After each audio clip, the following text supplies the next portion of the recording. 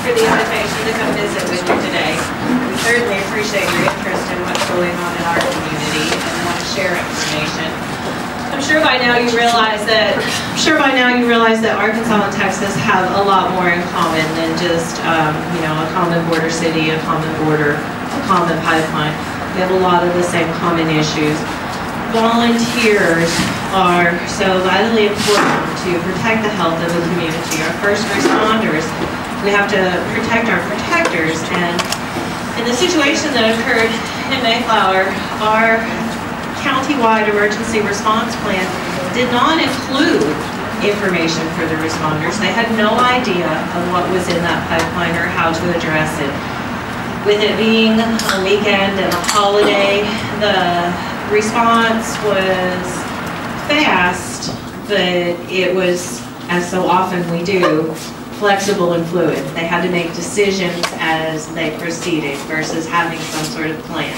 We all know how important plans and practice are because it saves lives, it reduces damage, and improves our response.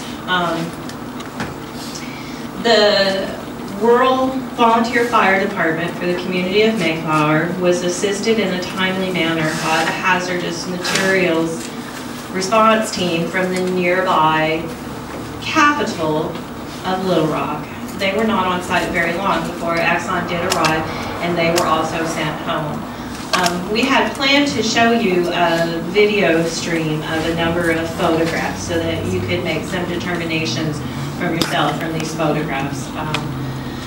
We're just going to talk now because there's no signal. So even in the best of circumstances, depending on technology is not your best bet. And really that's what happened here too. They depended on technology that was not the best bet. These floating booms don't do much for sinking dilbit. The weather was a double-edged sword. The rain dispersed the product and held down some of those toxic air pollutants, but it also spread it throughout the community and the wetlands, some of it which will never be recovered.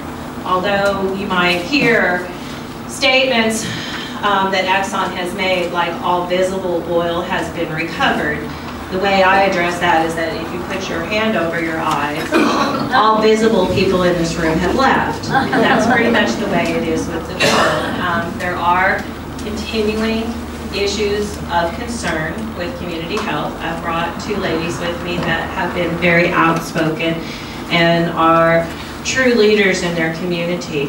I recommend that you honor, protect, and preserve all of your first responders and identify self-evacuation procedures. The evacuation parameters for this disaster were limited to 22 homes. Anyone who's familiar with our Bible, the Orange Emergency Response Guide, clearly says that evacuation parameters will remove you from not only touching, but seeing, hearing, and smelling the toxic material of concern that's been released in the community.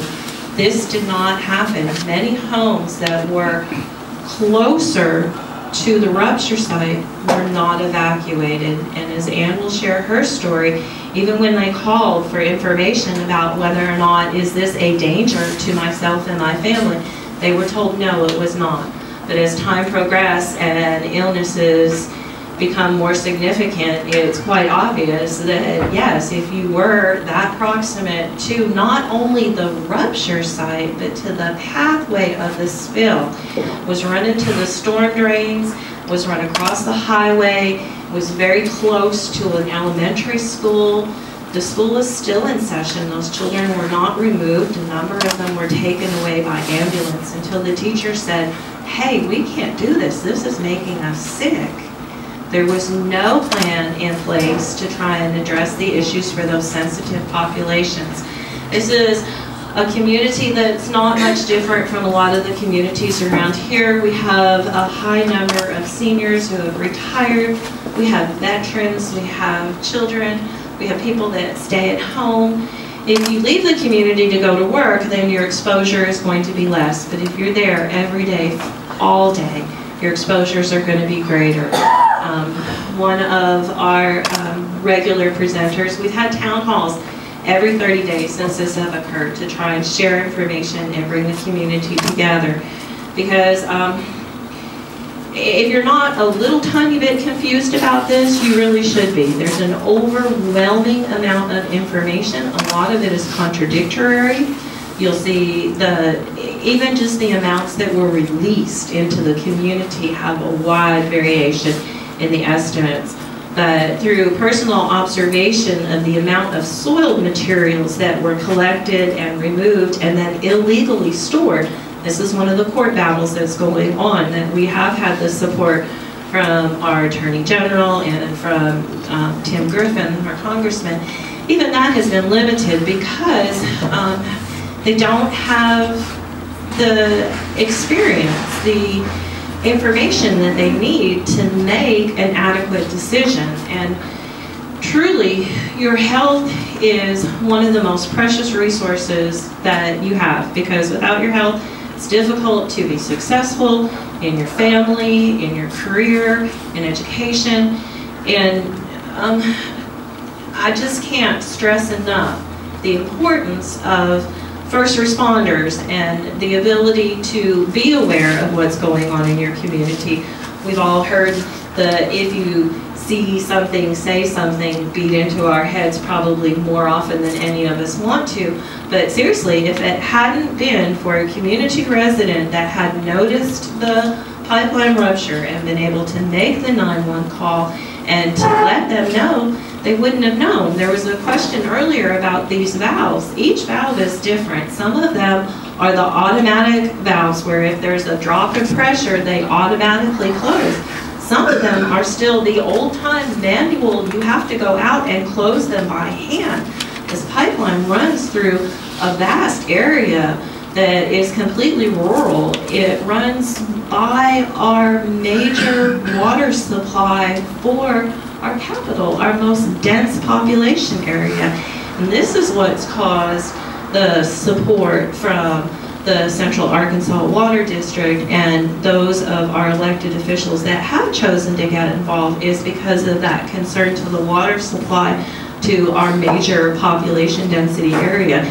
As far as Mayflower goes, I mean, I hate to say it, but they almost act like it's collateral damage, because truly the economic and political benefits from this situation are the true drivers, not the safety and protection of the community. And so often we have been given information that is either, you know, a half-truth or an outright lie.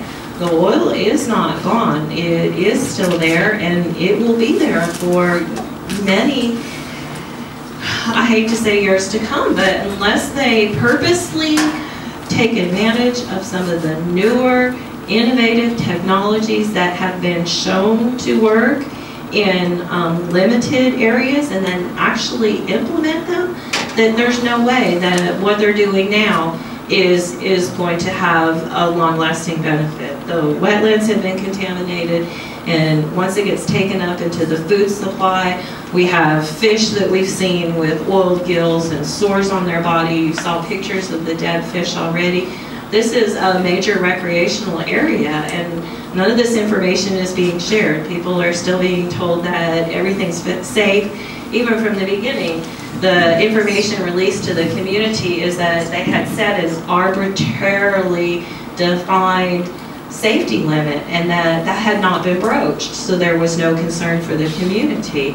But yet so many things weren't taken into consideration. A lot of the cleanup workers were hired off of Craigslist or brought in from out of state, and they weren't provided any kind of respiratory protection. And when you question that decision, we're told that because they would have to wear you know, canisters, the self-contained breathing apparatus, to have an air supply, that there was no respirator that would provide appropriate protection.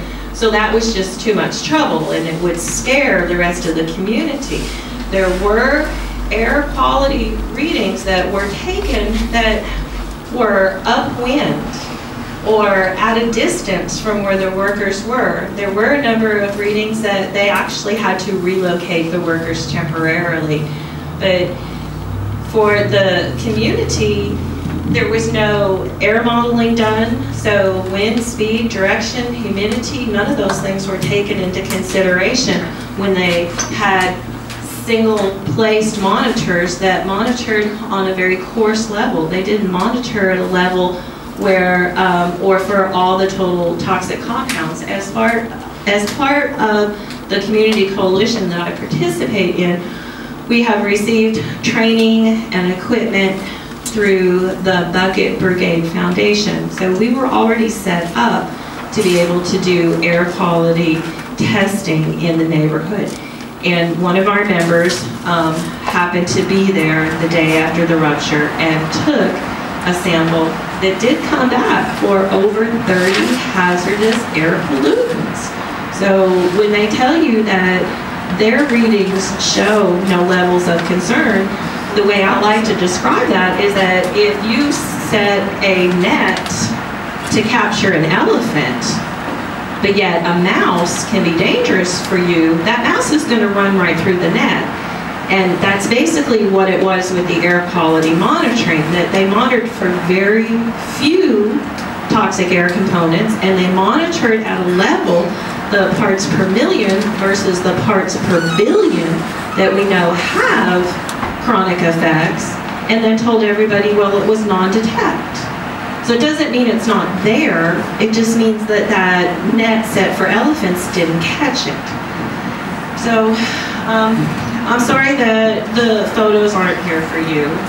I don't necessarily live in the Mayflower area at this time. I have previously. It is where I served as a volunteer firefighter. And the fire department did get a nice donation. They'll be able to purchase a mobile trailer and some more equipment, which they desperately need. And there were the county judge and the city council all received nice checks. But as far as the community, if they weren't part of that 22 homes that were evacuated, they're not considered effective. If the oil didn't specifically touch their property in the raw form running out of the pipeline, they were considered not to be effective. So even though with the storm conditions and being able to disturb the soil or the water and see the oil there, smell the oil, taste the oil, it's not being considered that they have been effective, which is an incredible travesty to me, because common sense tells us so many of these situations just can't simply be true, where they say that no contamination has occurred, but yet you can go out and you can see it, you can smell it with your own eyes, you know it's there. And then when they come back to do the follow-up, they show pictures that have been sanitized. The mainstream media oftentimes shows a story of everything is fine, but in actuality, you don't have to move very many rocks to see that, in fact, it's not fine. So